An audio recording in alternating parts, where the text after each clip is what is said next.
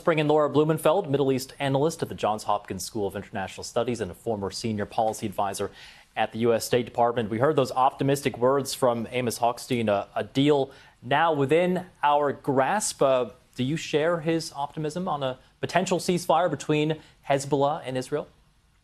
Well, I'd certainly like to. I am a little bit tempered by, we've been there before, but this certainly is a period of great uncertainty, but opportunity, because in this handoff from President Biden to President Trump, there's not a lot of overlap. They don't agree on Ukraine. They certainly don't agree on the West Bank. But on Lebanon, President Trump has made it very clear, let's get us a deal. He's reached out to Amos Hochstein directly. And, all signs are positive. That is between, the United States and Israel. The question is, can Lebanon deliver?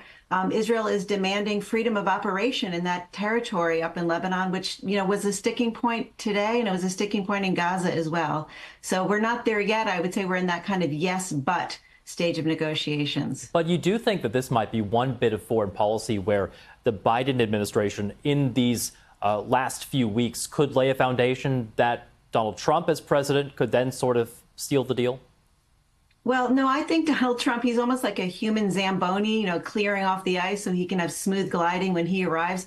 He wants the deal before January 20th. So I think that does put pressure on Netanyahu. And there's a lot of other pressure on him. Tomorrow night, the United States Senate is going to be voting on an arms blockade against Israel. The U.S. State Department wants to review human rights violations in Gaza. He has pressure from his own coalition, whether he can hold on, and the hostage issue. I mean, that was one of the main reasons you saw that walkabout down in Gaza.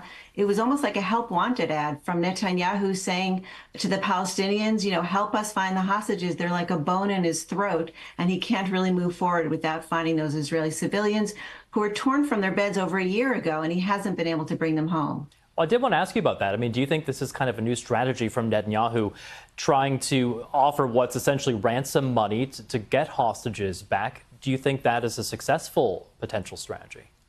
Well, I think for him, it's fascinating and somewhat necessary. He doesn't believe in negotiating with terrorists. That's one of his principal core foundational approaches to dealing with hostage situations. So it's always been hard for him to consider the idea of trading Palestinian prisoners who he considers, terrorists, for these civilians, these Israelis who were torn from their beds over a year ago. So the idea of offering money, I mean, he'll bankroll you or put a bullet in your head. He said it very clearly, almost like a gangster.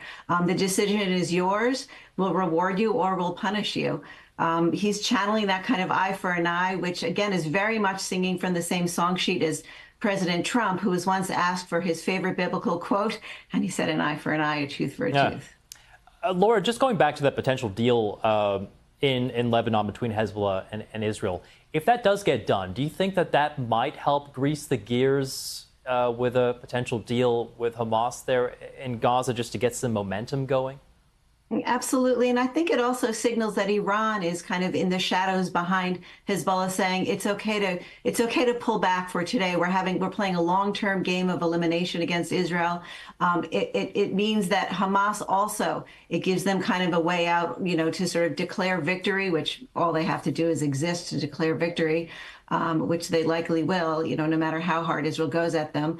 And it could unravel it could unravel the whole violence toward a peaceful path, which Trump, again, calling himself the president of peace, will be very pleased. And Netanyahu does want to please him. And Laura, we talk about the humanitarian situation. Just looking at Lebanon, we're getting word from UNICEF that more than 200 children have been killed in this conflict there in just the last 2 months, really kind of underscoring here what's at stake.